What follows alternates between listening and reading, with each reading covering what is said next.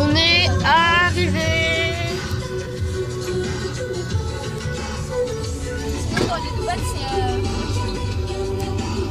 Ah ouais, Alors voilà les amis, on est arrivé au château de Bourg-Nançay, je sais pas quoi déjà. C'est comment déjà le château de Bourg-Nançay? Au pire on s'en fiche. Donc voilà. Et en fait c'est un parc où en fait là où il y a des animaux, on va voir deux petits spectacles avec des chiens et des... Ouais, des spectacles avec des chiens et des vautours. Ouais, des vautours, des faucons. Ouais. Ça va être trop bien. Donc voilà, en fait, le château, il s'appelle comme ça. La Bourg-Nançay. Voilà. Donc on va entrer.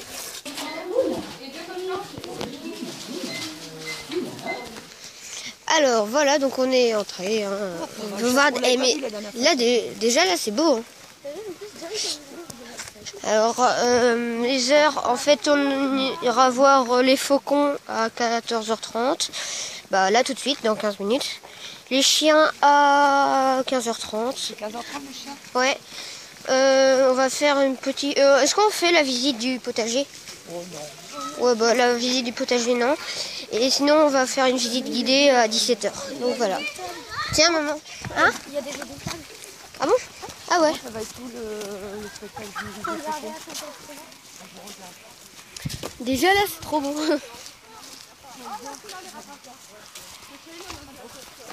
Oh, waouh, regardez. Ah, c'est beau. Alors, c'est par là. Ah bah nous aussi on cherche. Ah bah voilà. C'est pas de rapasser là. Waouh, c'est trop beau.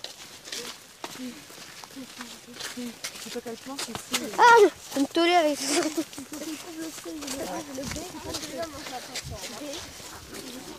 on fera tranquillement après le... Oh, il y a les kangourous. Non, après les enfants. Il y a des kangourous. Après le... Ah, je vais trop les voir. Et on peut aller avec eux. Ah ouais, je vais rentrer dedans. Mais ouais, on peut. Après, Oh, les kangourous. Oh, là, oh, ça va être trop bien. des vaches. Oh, je sais que ça... Non, ça s'appelle des chevals, maman. Waouh, c'est trop beau.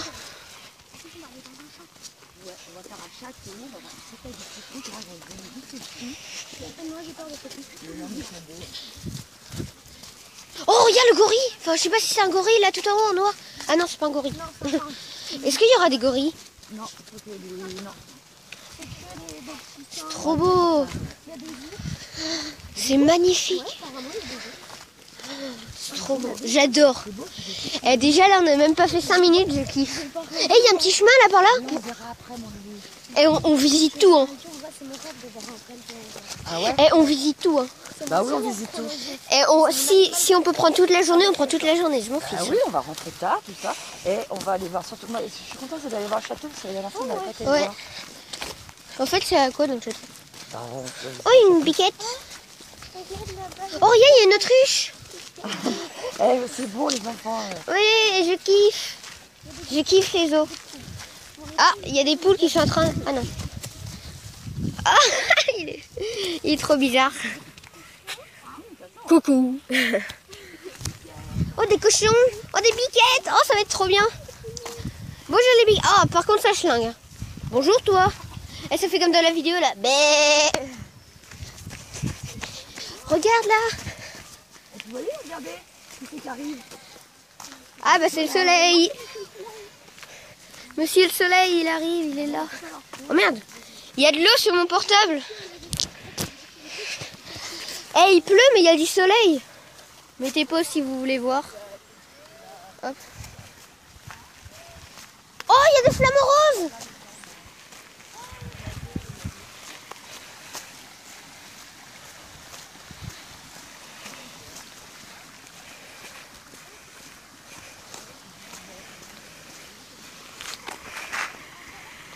Photo.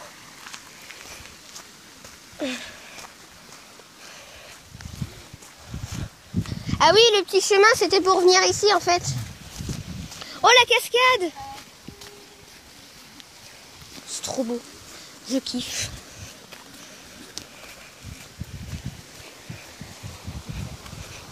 Oh, il y a encore un chemin par là. Enfin, je crois. Non.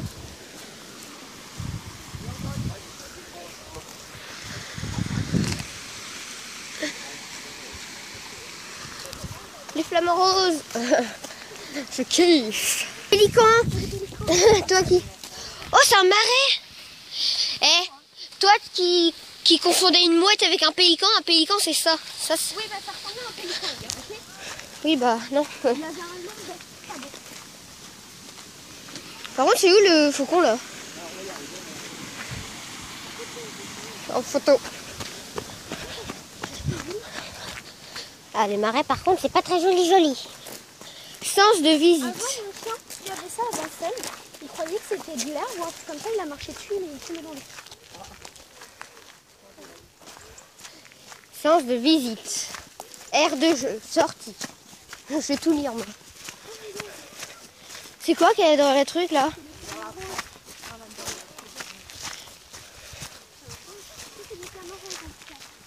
Chérie, maman, t'aimais pas les zoos? Non, j'aime pas. Parce que t'as dit qu'ils étaient mal éduqués, enfin... Non, maltraités. Ouais, maltraités. Les filles, on en a bien. En plus, ça y est, ils sont dans la nature. Les zoos d'Antoine à Paris, par exemple.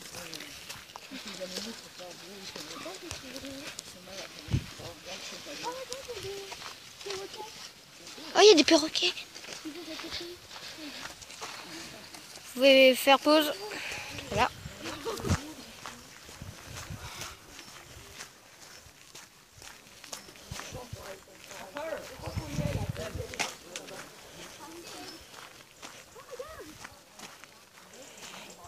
Oh, je connais cet oiseau, il est trop stylé. Vite, on court.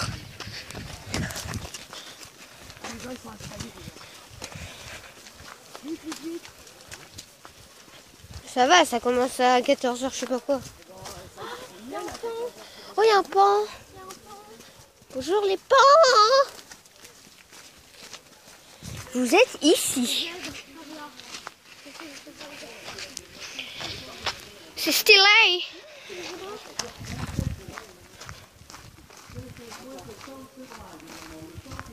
Oh, il y a la girafe. C'est pas là en fait. Ah, rapace spécial meute. Ouais, mais c'est où? Oh, les girafes.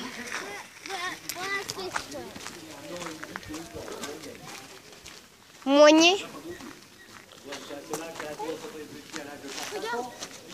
Quoi?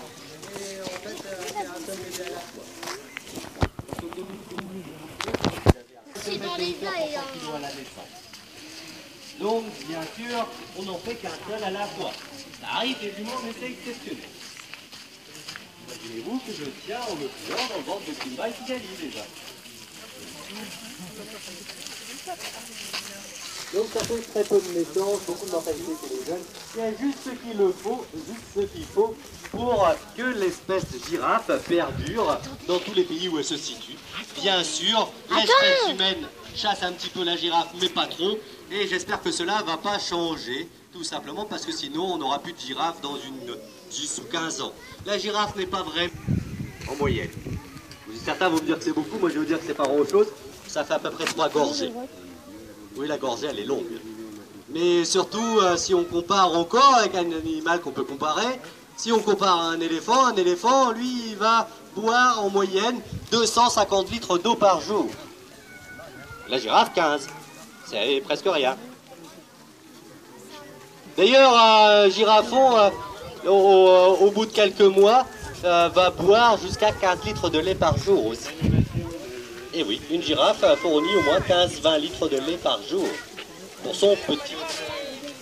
Oui, il y a un ballon. Ça va être pour juste après. Est-ce qu'il y a d'autres questions?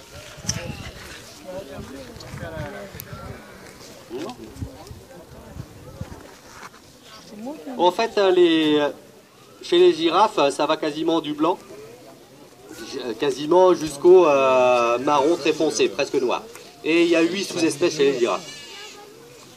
On dit sous-espèces, c'est-à-dire qu'elles sont capables de se reproduire ensemble mais il y a tellement de différences, après pour ceux qui sont un petit peu habitués, ce n'est pas lié à l'âge du tout, non. Elles naissent comme cela, elles ont leur couleur dès la naissance. Et ici on a une souche pure, sûre, Kimba peut-être, et Mika ici s'appelle Mika de Rothschild, sous-espèce de Rothschild. Et c'est pour cela d'ailleurs qu'on nous a recommandé, le coordinateur des girafes en Europe nous a recommandé et nous a demandé de stopper la reproduction de nos girafes, parce que la reproduction en Europe fonctionne très bien maintenant, et que nos femelles sont pas issues de la même souche que Mika. D'ailleurs, Kigali, on est sûr, c'est un mélange. Kimba, elle, c'est possible que ce soit une souche pure, mais pas celle de Mika. Donc un jour, si on refait des naissances de girafons, ça sera des deux Rothschild. Et c'est pas parce qu'on est à côté d'un château, c'est juste parce qu'on a Mika. Est-ce que... Oui, vas-y, jeune homme. Eh, regarde là-haut. Il y a des feuilles toxiques comme pour tous les animaux. D'ailleurs, certaines feuilles, même l'acacia, sont capables de rendre leurs feuilles toxiques également. Parce que les arbres communiquent entre eux aussi. Vous savez peut-être pas. Mais par exemple, un acacia qui se fait attaquer par des girafes va communiquer, va sécréter une substance, va transiter par le Quoi l'acacia?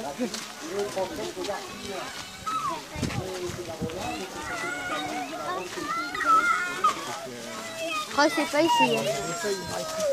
Ah oui, là-bas. Voilà.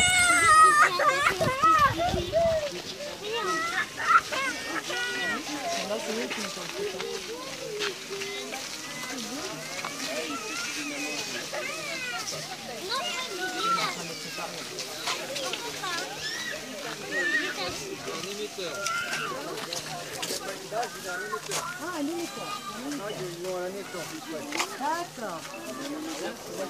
C'est un émetteur.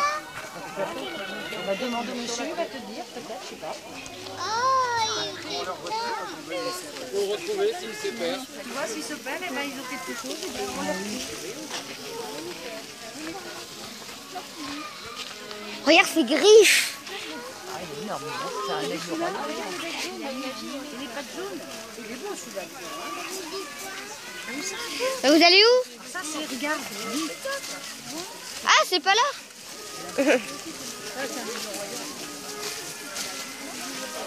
Bonjour.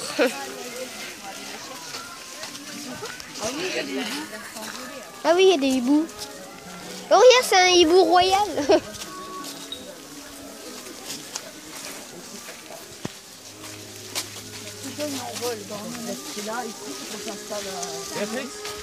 Venez, on va sur le muret.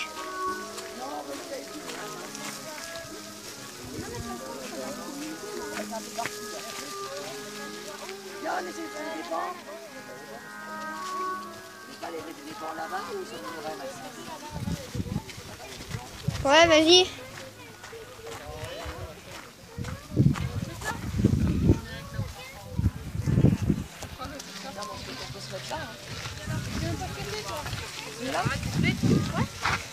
C'est quoi ce tabou?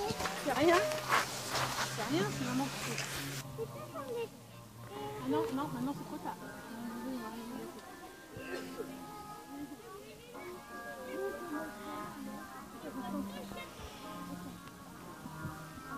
On attend.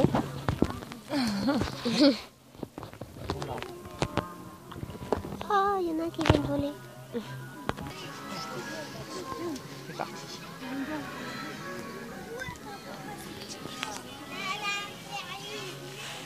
Mesdames, Mesdemoiselles, Messieurs, les enfants, bonjour. Bienvenue au domaine de la Bourg-en-Fer ainsi qu'à sa présentation d'oiseaux en vol libre. Avant de commencer, les petites consignes de sécurité. Des consignes simples, valables pour tout le monde et obligatoires. La première d'entre elles, maintenant que le spectacle commence, vous êtes tous conviés à rester assis à votre place. Interdit de vous déplacer pendant ce spectacle. La deuxième, dans le même esprit, n'essayez pas de toucher les oiseaux s'ils passent ou se posent près de vous, profitez pour les regarder de près, mais ne tendez pas les mains, n'essayez pas de les toucher, ce ne sont pas des peluches. Lors de cette démonstration, nous allons pouvoir voir évoluer essentiellement des rapaces. Quand on n'est pas spécialiste en la matière, on a tendance à penser qu'ils sont tous identiques, à peu près. Eh bien, nous allons ici essayer d'attirer votre attention sur les différences qu'il y a parmi ces oiseaux. Pour cela, nous allons nous appuyer sur un point commun. Presque tous les rapaces sont prédateurs. C'est ça le point commun. Mais ils ne chassent pas tous les mêmes proies et n'ont pas tous les mêmes techniques de chasse. Pour simplifier les choses, nous allons les classer par catégorie, par groupe. Et nous commençons par les rapaces nocturnes, les chouettes et les hiboux. Des oiseaux qui, c'est vrai, dans la nature, vont préférer chasser dans la pénombre. Le noir complet ne leur convient absolument pas. Si on avait pour l'expérience, à les enfermer dans une pièce totalement noire, ils ne voient pas mieux que nous. Ils ne voient rien dans le noir. En revanche, un tout petit peu de lumière leur permet de voir correctement. Ils voient en revanche aussi bien que nous en plein jour. Et donc, ils voient mieux que nous dans la pénombre. Ces oiseaux, deux ici, le premier est arrivé, c'est la chouette lapone. La chouette lapone étant la plus grande des chouettes au monde, on la rencontre, comme le nom l'indique, en Laponie. Autrement dit, le nord de l'Europe. On la rencontrera également dans le nord de l'Amérique. La seconde arrive et vient nous rejoindre, l'arfan de neige, blanc comme la neige. Cet oiseau vit, lui, dans les plaines nordiques du nord de l'Europe et du nord de l'Amérique. Ah, mon doigt. Donc, ces oiseaux vivent sur le nord de notre planète, mais pas dans les mêmes environnements. L'arfan de neige vit dans les plaines, souvent recouvert de neige. Il n'y a rien pour se cacher. La seule solution, c'est de ressembler à ce qu'il y a au sol, la neige. Alors que la chouette lapone, elle vit dans les forêts. Certes, il y a de la neige au sol, mais le tronc des arbres reste sans neige. Et du coup, son plumage gris moucheté va lui servir aussi de camouflage. Ces deux oiseaux arborent donc des plumages mimétiques, qui imitent leur environnement. Et cela leur assure un camouflage parfait. Les rapaces nocturnes, il faut bien le comprendre, chassent de préférence dans la pénombre car ils comptent sur l'effet de surprise. Ce n'est pas véritablement la lumière qui les dérange. Ils voient donc, je vous l'ai dit, aussi bien que nous en plein jour. Certes, ils voient mieux que nous la nuit, mais ce qu'ils comptent dans la pénombre, c'est de passer inaperçu. Et on comprend donc que le plumage mimétique devient intéressant. Lorsque l'on veut passer inaperçu, et qu'on a un plumage qui se confond avec le milieu, c'est parfait. Ce même plumage, d'ailleurs, assure un vol parfaitement silencieux. Parfait pour surprendre les proies. On considère souvent que ces oiseaux ne repèrent les proies que de la vue. Et bien, sachez que les rapaces nocturnes chassent essentiellement à l'oreille. Les oreilles placées comme chez nous à l'arrière des yeux. D'accord? Les oiseaux ont les oreilles derrière les yeux. Il s'agit juste d'un trou parce qu'ils n'ont pas de pavillon, cette partie cartilagineuse sur laquelle on pose les lunettes de soleil, surtout aujourd'hui, elle n'est pas présente chez les oiseaux. C'est donc juste un trou qui, en plus, la plupart du temps, est caché par les plumes. Mais en tout cas, eh bien, ces oiseaux entendent très bien. D'ailleurs, la chouette lapone, elle est triste, franchement, parce qu'elle a une oreille géante. Si ce disque facial bien marqué, formé de plumes uniquement autour du visage, cette véritable parabole, qui est simplement formée de plumes, est une oreille géante. Elle permet de capter les sons et de les renvoyer vers les oreilles. Elle ne veut pas se déplacer là-bas. Il bouge. Donc, les rapaces nocturnes sont des oiseaux qui comptent sur la surprise. Ils ont encore d'autres atouts, comme la capacité de tourner la tête à 270 degrés. 270 degrés, pas très parlant, en fait ils peuvent garder le corps dans un sens et regarder l'autre côté. Voilà, en tournant la tête complètement jusqu'à regarder l'autre côté. Dans les deux sens, évidemment. Sauf en cas de torticolis. Mais chez eux, c'est très rare. Donc, ces oiseaux peuvent rester très discrets au milieu d'un arbre. La mouette, enfin Ils vont juste tourner la tête. Et du coup, l'oiseau, tous les il reste en haut. y compris ce qui se passe derrière. S'ils passent leur temps à faire des grands mouvements, ils vont se faire repérer par la vue ou du mouvement, mais aussi par le bruit généré par ce mouvement. En déplaçant les pattes, ils font des bruits. Alors, ils ont juste la tête, la tourelle à tourner, c'est discret. Si. Allez, il est temps maintenant d'accueillir notre ami ici. Ici est un hibou grand-duc. Je vais le rappeler de votre côté parce qu'il n'aime pas se rapprocher de l'arfan de neige lorsque celui-ci est présent dans les jardins. Ici, il n'est pas serein, simplement parce que l'arfan des neiges est territorial. Il tolère la présence de la chouette lapone dans les jardins, mais ils n'aiment pas la présence du grand-duc. C'est un grand-duc que nous allons accueillir, et plus exactement, le grand-duc du Cap, parce qu'il existe des grands-ducs un peu partout sur la planète. Ah, enfant? Non? C'est celui-là? Bon.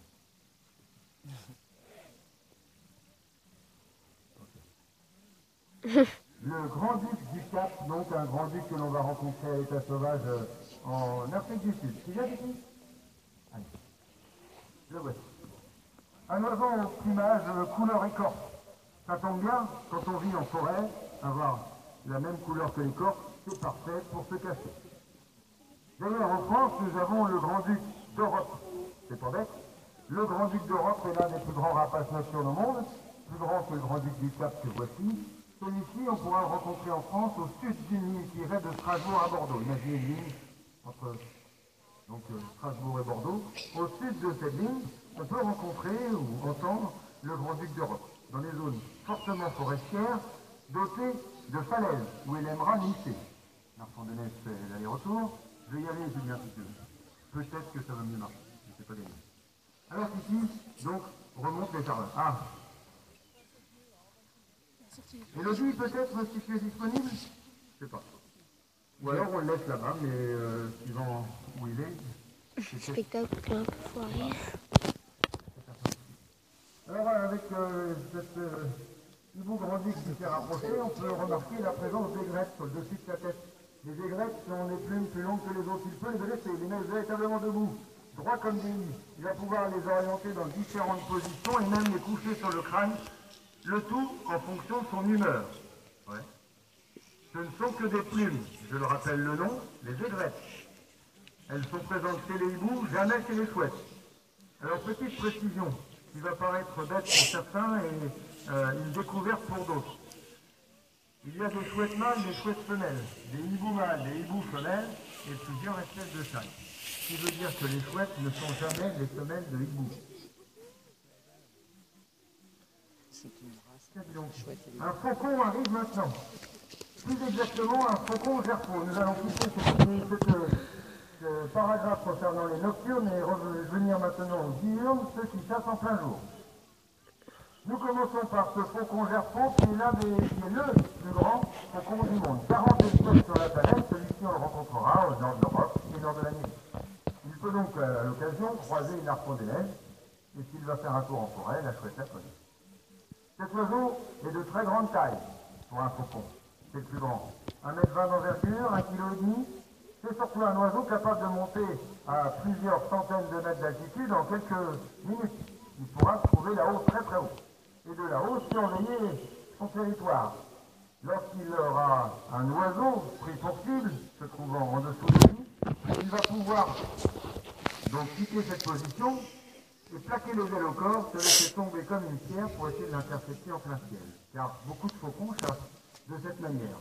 Et il suffit de le piquer pour prendre de la vitesse. Donc ces oiseaux peuvent tomber, pour la plupart des grandes espèces, à 200 km/h. Il y a même une espèce plus rapide que les autres, c'est le faucon pèlerin, qui peut tomber à plus de 400 km/h. Allez Nico, il faut y aller, mon beau. Allez, c'est parti. Je trouve que le ballon est trop haut. Mais non. Je suis capable de faire bien mieux que ça. Voilà, un départ tranquille. Et nous allons maintenant observer la carrière du faucon. Le faucon fait carrière lorsqu'il prend de l'altitude. Cette expression qui fait partie de notre langage courant, qui désigne plutôt maintenant une ascension sociale, fait partie intégrante du langage de la fauconnerie et désigne, dans le monde dont elle est originaire, la fauconnerie, l'ascension physique du faucon. Pendant qu'on est au-dessus de nous, on va regarder la forme de ses ailes. Des ailes en forme de lame de faux, d'où le nom de faucon, tout simplement. Tous les espèces de faucons ont des ailes de forme à peu près semblable. Des ailes longues, pointues, coudées en leur sens, assez étroites, la même forme qu'une lame de faux. Voilà une carrière ici très rapide, un ballon aujourd'hui à peu près 60 mètres. Vous avez vu qu'une fois partie, elle a mis du temps à se décider, mais une fois partie, elle a gravi ses 60 mètres en quelques coups d'aile. Et elle pourrait se trouver, attention, hésitation, tranquille. Heureusement que c'est un faux canard, sinon il serait parti depuis longtemps. En quelques minutes, elle peut se trouver à 200, 300, 500 mètres d'altitude. Allez, ma grande. Voilà. La mue fait son œuvre en ce moment. La mue, c'est le renouvellement du plumage. Et cela arrive dans des périodes d'abondance de lumière, de chaleur et de nourriture. C'est exactement en ce moment. Printemps, été. Et cela rend les oiseaux saignants. Et la branche, elle est partie. Pas envie de bosser. Une partie derrière le château. Par rien. Ah non, là-bas. Non, derrière. Allez, il est temps maintenant de passer à un exercice au ras du sol avec l'arrivée de ma grande Nuage. Nuage est un faucon sacre. Celle-ci donc, peut se rencontrer à l'état sauvage en Orient, Moyen-Orient et dans les pays de l'Est de l'Europe. Si on avait classé les 40 espèces de faucons, le gerfaut qu'on vient de voir juste avant au ballon, c'est le suivant, et le sacre que voici, c'est le second. Le troisième étant le fameux faucon pèlerin, le champion du monde de vitesse en piqué 400 km/h, même un peu plus. Nuage vient ici effectuer quelques attaques sur ce leurre. Une simple pièce de cuir. D'ailleurs, le leurre que je tourne ici, ainsi que le chaperon que vous avez pu observer sur le visage de quelques-uns de nos faucons, sont deux objets qui ont été inventés par les fauconniers arabes il y a très longtemps, je ne sais même pas quand. Mais en tout cas, ces deux objets ont été observés par les fauconniers européens lors des croisades. Et depuis, ils les ont rapportés avec eux, même si les objets ont largement été modifiés et améliorés, ils sont toujours utilisés de nos jours un peu partout sur la planète. Précisons que la chasse au vol, familièrement appelée fauconnerie, cet art de chasse ancestrale, est âgé de plus de 4000 ans. Mais précisons surtout qu'il se pratique encore de nos jours un peu partout sur la planète. En France d'ailleurs, nous comptons entre 5 et 600 fauconniers. Je ne parle pas de spectacle, non, de fauconniers véritables, de personnes qui chassent avec des rapaces. C'est un art de chasse légal en France, qui a même, je dirais, le vent en poupe. Voilà. Dans un instant, je vais récompenser mon ami Nuage en lui proposant d'attraper le leurre. Elle va l'attraper au passage, comme si elle attrapait un oiseau en plein ciel. Attention. Observons. Voilà. Elle le percute. Elle le récupère au sol. On peut applaudir Nuage. La belle action. Impeccable. Elle couvre le leurre, regardez. Une action tout à fait classique. Les faucons, les rapaces en général, ont tendance à couvrir leur proie suite à la capture pour simplement la dissimuler, la cacher. Dans la nature, il ne suffit pas d'attraper une proie pour être sûr d'avoir le ventre plein, il faut la cacher et la manger très vite. D'ailleurs, ils font le tri à l'intérieur. Lorsqu'ils ont attrapé une proie et s'ils se sentent un petit peu dérangés, ils vont manger tout ce qu'ils peuvent, y compris les plumes ou les poils, y compris certains os, les plus petits. Mais ils vont de toute façon rejeter les déchets, les poils, les plumes, les os. Ensuite, donc, ils vont faire le tri à l'intérieur, digèrent la viande, mais s'il n'est pas digéré, sera rejeté le lendemain par voie orale, sous forme d'une petite boulette qu'on appelle la pelote de réveil. Ah oui, on a vu ça en Ici, on peut SVT. dire que le nid fait courtoisie à son oiseau. Elle le laisse manger sur la prise. Alors c'est un léger abus de langage, car faire courtoisie se dit à la chasse lorsque l'on laisse l'oiseau manger sur la gibier qu'il vient réellement d'attraper. Ici, c'est un simple leurre. Mais cela bien rappelle que dans la fauconnerie française, et d'ailleurs dans le monde, j'imagine que c'est également le cas, il y a un lexique précis qui permet aux fauconniers de s'exprimer entre eux sans équivoque. Allez, il est temps de passer au bas-vol. Avec les faucons, on pratique le vol, les oiseaux qui montent haut dans le ciel pour ensuite plonger. Avec d'autres oiseaux, on peut pratiquer le bas-vol. Le bas-vol se pratique de façon ancestrale en Europe avec l'autour des palombes. Ici, ce sont des bus de haris qui vont nous accompagner lors du vol au lapin. Il est En fatigué effet, de le marcher tout bas-vol le temps comme consiste ça. à poursuivre des proies au ras du sol. Le lapin, le lièvre sont les proies de prédilection de ces buses américaines. On va mettre là-bas. Hein?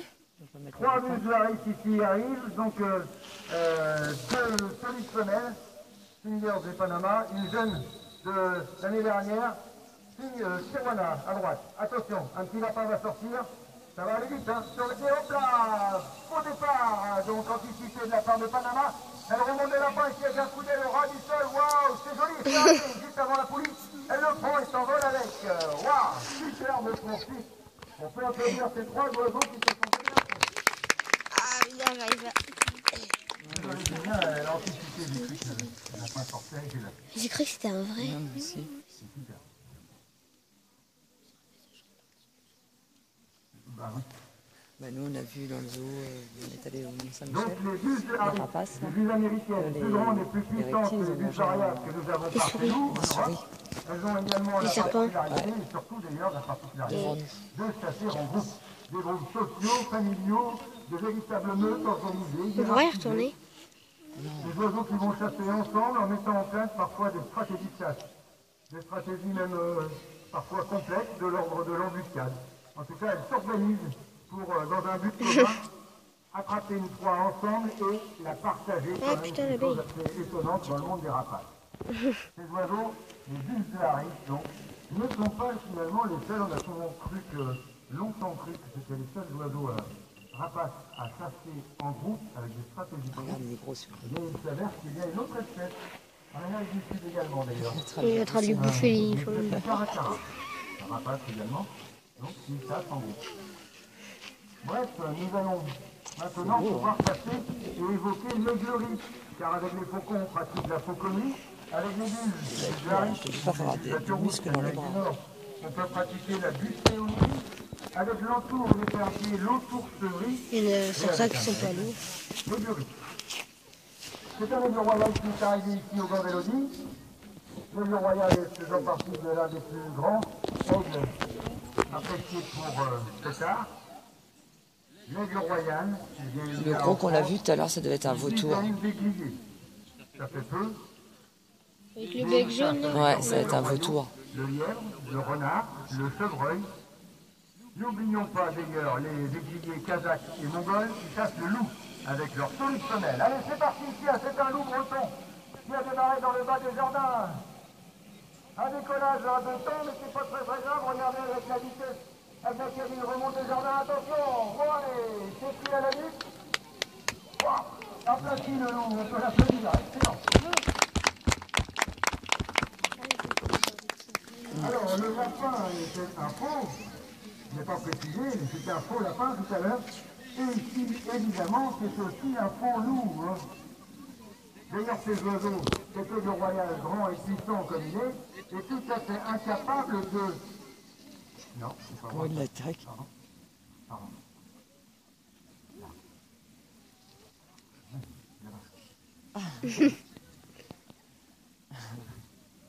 Donc, cet aigle est incapable de s'envoler avec un loup, évidemment. Cet aigle fait 2 kilos, non, 2 mètres d'envergure, 3 kilos et demi. Mais il pourra soulever, allez, 3 kilos, à peine. À peu près. Donc, il ne soulève pas très lourd. Un lapin, il va être embêté. Un lièvre, il sera quasi obligé de rester le manger sur place. Donc les idées qui laissent les vieilles histoires qui racontaient que les aigles venaient dans les vallées prendre les enfants dans les couffins pour aller les monter dans le nid, non, c'était des histoires juste pour faire peur aux enfants et les tiennent à carreaux. C'est totalement faux. Sauf si le bébé faisait moins de 3 kilos. Ça peut marcher. Ici, sur ce poneau, nous y avons placé un bon morceau de caille. Il va tout manger sur cette caille. La viande, les plumes, les os, comme je vous le disais. Et fera donc C'est bizarre parce que j'ai vu une vidéo, il y a un bébé qui s'est fait emporter par un aigle. Voilà, elle vient de te Vous avez pu constater ici que ce soit avec les guises, les faucons, une vidéo truquée. cet aigle, que tous ont attrapé les proies avec les cerfs. Les cerfs étant les pattes des rapaces. Des cerfs puissantes, adaptées en taille et en forme et en puissance bien sûr à l'oiseau, mais au type de proie vers lequel il va s'orienter. Par exemple, les oiseaux, les rapaces chassant des oiseaux, ont des doigts très longs, très fins, mais très longs, de manière à bien entourer l'oiseau en plein vol, bien l'attraper pendant le vol. En tout cas, ici, on a des cerfs qui Tu vois font comment il regarde. l'équivalent de la main d'un homme, 3 doigts devant, un doigt à l'arrière, 20 cm d'ouverture maximale environ, Au bout de chaque doigt, on rajoute 5 à 7 cm de griffes. Et ce qu'il faut imaginer, c'est que ces oiseaux développent 300 kg de pression au centimètre carré dans chaque chair, dans chaque patte. 300 barres, ça écrase très fort. Et pour s'en rendre compte, il suffit de prendre une balle de tennis. Eh bien, un aigle royal écrase une balle de tennis comme ça. Crac. Il peut même la garder écrasée pendant plusieurs minutes parce que les gaines des tendons sont animées comme une crémaillère, la force musculaire ne sert qu'à gagner un petit cran de plus à chaque fois, comme il semble appliquer dans cette idée-là. Donc, des oiseaux qui sont vraiment très puissants. Allez, nous allons quitter maintenant cette idée de collaboration entre hommes et rapaces. Nous allons rester encore à parler de rapaces et nous allons accueillir un aigle. C'est même un aigle pêcheur qui va arriver. On l'appelle exactement le pigargue de Stellaire. Pigargue. Le terme de pigargue. J'ai mis l'ensemble des aigles pêcheurs, il y en a un peu partout dans le monde. En Europe, notre aigle pêcheur à nous, c'est le pigargue à queue blanche. Aux États-Unis, vous le connaissez certainement, c'est le pigargue à tête blanche, c'est l'oiseau noir avec la queue et la tête blanche. Et en Russie, ils ont le pigargue de Stellaire. C'est le plus gros de tous. Et oui, les Russes aiment bien avoir des gros missiles, des gros aigles aussi. Le pigargue de Stellaire arrive là-haut. 2 mètres 20 d'envergure. 5 kg pour un mâle, jusqu'à 8 kg pour une femelle. Regardez, il arrive ici. C'est celui qu'on a vu. Envisage le poisson que j'ai posé à la surface, l'attrape en passant et remonte. Hop là. Le manger sur le haut de la falaise, ici présente. Ah, tu l'as raté, Pépère, il est là. Regarde. Tu l'as poussé au bord. Dommage, on y retourne. Allez, c'est reparti. Il vole au ras de l'eau ici, regardez, il lance les pattes au dernier moment, attrape le poisson, tout qui s'est réussi et le mange au sol. Voyou, t'as pas le droit. C'est pas grave. On va recommencer. Donc on va se faire une autre tête. Celui qu'on a vu tout à l'heure. Pas là ou ailleurs, on va donc la technique est souvent la même. Les pigargues sont incapables de plonger le corps dans l'eau. Donc ils doivent attraper le poisson à la surprise. Oui, parce que s'ils volent haut dans le ciel, certes ils voient la mer, mais ils doivent plonger comme ça. Ça ne marche pas. Donc ils ne savent pas le faire, ils ne peuvent pas plonger dans l'eau.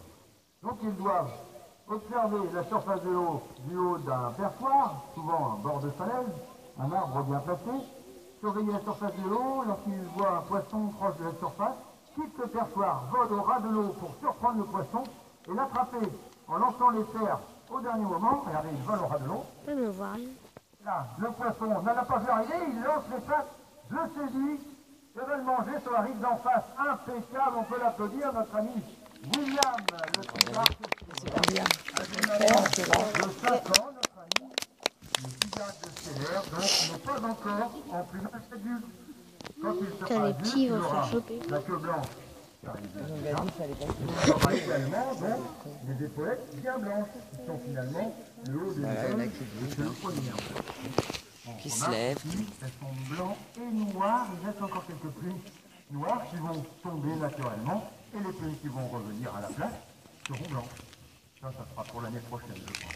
Les cuisses seront parfaitement blanches aussi, alors que là, il y a encore un mélange. C'est énorme. Donc, nous avons pu ici voir plusieurs rapaces chasseurs, avec des techniques différentes, entre ceux qui tombent du haut du ciel, ceux qui chassent à la sortie, etc. D'autres qui sont plutôt spécialistes de la poursuite. Eh bien, il y a des rapaces qui ne savent pas. Ils mangent de la viande quand même, pour s'en procurer. Eh bien, ils cherchent des cadavres. C'est les vautours. Ils sont charognards. Ces oiseaux, eh bien, nous allons en parler en accueillant les vautours fauves. Superbes oiseaux ici. Ne levez pas les bras à leur passage, ils pourraient être déséquilibrés, tomber au milieu de vous, vous seriez dans de beaux draps. Les vautours fauves, donc, c'est l'espèce la plus facile à observer en Europe, y compris en France. On la rencontrera facilement dans les Alpes, les Pyrénées et les Cévennes. Allez les voir chez eux, ils sont encore plus beaux. Mais ici, eh bien, nous allons pouvoir les voir de près, et c'est l'avantage. Vous remarquez ici, donc, des oiseaux de très grande taille, sachez qu'ils font environ 2,50 m d'envergure, 2,70 m pour les plus costauds, pour les plus grands. 8 à 9 kg, c'est du costaud véritablement, et pourtant ils sont dépourvus de force dans les fers, d'accord? Pas de force dans les pattes, donc karaté, ça se passe assez. Ces oiseaux, en revanche, sont de très grandes ailes et très larges en plus. Celle-ci leur permet de... Non. Ceci leur permet d'utiliser efficacement le vol plané. Le vol plané consistant à ne pas abattre des ailes. C'est un vol très intéressant lorsque l'on veut voler longtemps. Et ces oiseaux ont besoin de voler longtemps. Parce qu'ils doivent, dans un premier temps, quitter le perchoir où ils ont passé la nuit, souvent une falaise, une corde, et voler longtemps là-haut dans le ciel pour surveiller le sol et en espérant trouver un cadavre. Que ce soit une brebis, une vache, un mouflon, un mouchard, C'est marrant le bruit qu'ils font. même une marmotte, qui donc ça diront. Eh bien, qui va manger le premier? Celui qui l'a vu là-haut et qui dit c'est ma marmotte, c'est mon mouflon. Non, ça ne marche pas comme ça. Ce sont simplement ceux qui vont s'imposer sur la carcasse. Ceux qui vont s'imposer comment? Simplement en se battant avec les autres. La curée des vautours est souvent un grand mélimélo, donc d'impolitesse. Les oiseaux se battent, s'imposent, voilà, en poussant le voisin. C'est comme ça que ça marche dans la nature. Alors pour bien passer le voisin et l'avoir de loin, ils ont un long cou. Non, ça ne sert pas vraiment à ça. Ça peut marcher. Mais surtout, ce long cou leur permet de fouiller la carcasse au plus profond de celle-ci sans avoir à rentrer dedans. Eh oui, s'ils rentrent dedans, ils en sortent plus sales, plein de sang. Alors que s'ils n'ont que le cou à faire pénétrer dans la carcasse, il n'y a que le cou qui est sale. Ils ont d'ailleurs, exactement, c'est pour ça qu'ils ont une collerette de plumes à la base du cou qui stoppe le sang pour ne pas aller salir le reste du corps. Les oiseaux ont souvent une image d'oiseaux sales. C'est vrai, quand ils sortent de table, c'est pas terrible. Mais ils prennent grand soin de leur plumage. Ces oiseaux passent du temps à se laver, à lisser le plumage, à le réorganiser, à le ranger, etc. Super d'arriver ici les cigognes. Alors regardez, nous avons une grande majorité de cigognes blanches. Hein, un petit peu trempées, elles ont subi la pluie cette nuit, nous allons rentrer dans la matinée pour qu'elles soient à l'abri, mais on va encore quelque chose. Elles sont accompagnées, j'arrive ici derrière moi, d'un couple de grues cendrées. Les cigognes noires arrivent aussi, quelque part par là. Et un ibis falcinelle vient se mêler à tous ces géants. Voilà, l'ibis falcinelle étant ce petit échassier noir ici, adorable, c'est notre mascotte, il est extra. Tiens mon ibis, copain. Il a rien. Donc, ces oiseaux ne sont pas des rapaces, on est bien d'accord. Mais ce sont des oiseaux qui sont chasseurs, qui sont carnivores, prédateurs. Ces oiseaux, en revanche, ces oiseaux, donc, pour chasser, utilisent comme moyen de locomotion la marche, d'accord. Leurs longues pattes, on dit que ce sont des échassiers, leur permettent de se déplacer dans l'herbe haute, dans l'eau de faible profondeur. Et leur long cou leur permettent de se déplacer, d'attraper, avec ce long bec, les petites proies type insectes, bien sûr, limaces, mais aussi en zone humide, grenouilles, tritons, ou encore, eh bien, petits poissons. Que des petites proies parce qu'ils ne sont pas capables de découper des morceaux. Donc ils vont chasser que des proies qu'ils seront capables de manger. D'accord? De manger une seule fois. Ah là, il a récupéré le blanc là. Ah oui. Il est énervé. Il veut se casser. Les cigognes noires qui sont avec moi, un peu costaud, disons. Elles ont tendance à vouloir s'accaparer le distributeur de friandises. Et donc, ces cigognes noires sont très peu connues du grand public. Et pourtant, elles sont également présentes en France en même période que les cigognes blanches, printemps-été. Elles en profitent pour nicher, d'ailleurs, qu'elles soient blanches ou noires, et les jeunes cigognos nés en Europe repartent avec les adultes à la fin de l'été pour passer l'hiver en Afrique.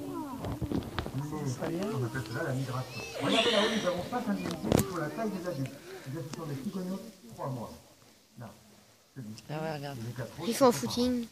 3 mois seulement, ils sont en spectacle, ils volent de façon tout à fait naturelle, ils sont nés donc cet été, fin de printemps, et ils participent à ce spectacle depuis la fin juillet 2008. Et du coup, vous comprenez qu'à l'état sauvage, ils seraient tout à fait capables d'accompagner les adultes lors de la migration descendante qui vont les mènerait jusqu'à la suite. Voilà. Les mille noirs sont arrivés, regardez, véritable acrobate de l'air.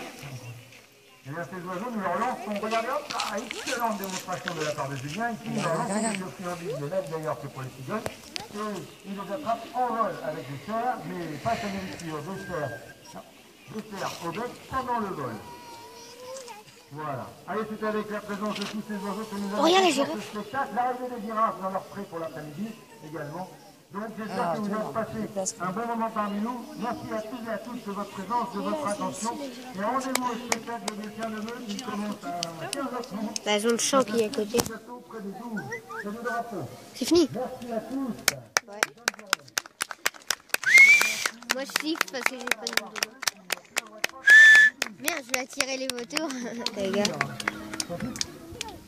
Merci, regarde là. Et pas beaucoup de gens qui applaudissent. Bon les amis, c'est la fin de la première partie. On se retrouve dans la deuxième tout de suite.